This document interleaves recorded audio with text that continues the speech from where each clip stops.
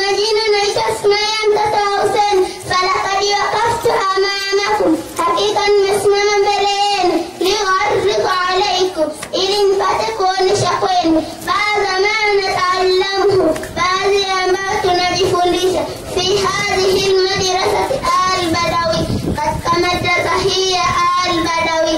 Wa uhibbu an takuna maddati, na ninapenda iwe mada yangu fil ahadithi, katika kuwasomea hadithi. Ma rawahu al-Imam Bukhari, hadithi zilizopokelewa na Imam Bukhari al-mutawaffa sanatan 256, aliyefariki mwaka 256. Qala Rasulullah sallallahu alayhi wasallam, amesema mtume wa Mwenyezi Mungu, rehma na amani zimfikie, ahabul hadithi ilayya asdaqu, bora mazungumzo kwangu mimi ni yale ya kweli. Inna khiyarakum, hakika ya mbora wenu, ahsanikum qara'an, ni yule mzuri na kulipa.